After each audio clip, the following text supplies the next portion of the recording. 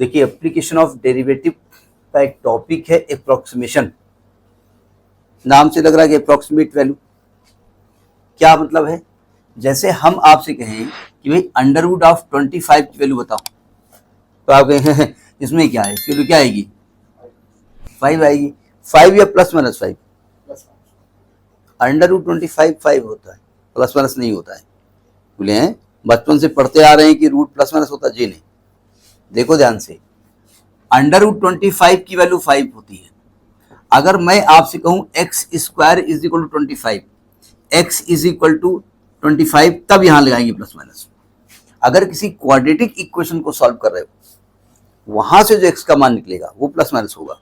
लेकिन अगर मैं कहूं रूट 25, यानी मैं आपसे एक्स का मान निकलवा रहा हूं, तो आपके एक्स की डिग्री कितनी है? 0 डिग्री दिख रही है। 1 डिग्री है तो एक ही वैल्यू तो मिलेगी ना, तो केवल 5 होती है। ठीक है, खैर उससे हमको यहाँ पर मतलब नहीं है। ठीक है, देखो अगर रूट 25 की वैल्यू निकाली, ठीक है निकाल लिया। अब अगर कहें 25.3 की वैल्यू कितनी होगी, तो या तो हम डिवीजन मेथड से इसको निकालें, ठीक है, जो कि हम मेथड एडॉप्ट करते आए हैं, और या हम डेरिवेटिव का यूज करके आसानी से उसको निकाल सकते हैं। अब क्लास 8th स्टूडेंट जिसको डिवीजन मेथड पढ़ाया गया है, उसको हम डेरिवेटिव मेथड बताएंगे तो हो गई कहानी, वो आपके लेवल पे है। तो उसका तरीका देखो क्या होता है, जरा देखो ध्यान से।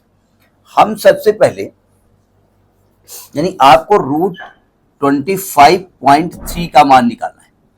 देखो ध्यान से, सबसे पहले 25.3 के आसपास वो नंबर बताओ जिसका स्क्वायर रूट आप जानते हो। बोले 16, वो आसपास नहीं हो, बहुत दूर है। बोले 36, भैया 25 के नजदीक कौन नंबर है? 25 है ना। तो यानी कि मैं यहां पर क्या करूंगा, यहां x को मान लूंगा 25। क्या मान लूंगा? 25। और y बराबर क्या है? अंडर रूट x, यानी अंडर रूट 25 यानी कि 5। 25 का स्क्वायर रूट कितना हो गया? 5 हो गया। अब देखो x की वैल्यू क्या है? 25, और जो 25 प्लस सॉरी 0.3 है, ये x प्लस डेल्टा एक्स के लिए है 25.3। तो अगर मैं यहां से डेल्टा x का मान निकालूं तो कितना आएगा? 25.3 माइनस एक्स, यानी कि 0.3। x का मान उठा करके निकालना ये है कि जब x का मान 25 है तो y का मान 5 है। ठीक है, x का मान जब 0.3 बढ़ गया तो y कितना बढ़ जाएगा, y निकालो, काम चलेगा। ठीक है, यानी आपको निकालना है delta y by delta x, जिसको क्या ले सकते हैं? dy बाई dx ले सकते हैं आप। यहां से डेल्टा y की वैल्यू क्या आएगी?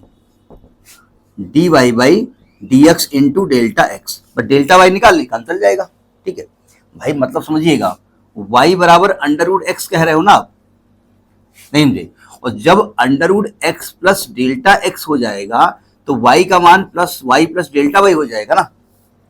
तो यही हमको निकालना है कि डेल्टा y डेल्टा x बढ़ने पर y कितना बढ़ता है, ये निकालने काम चल जाएगा। ठीक, तो अब आपको dy बाई dx निकालना पड़ेगा। तरीका समझ में आया नहीं आया?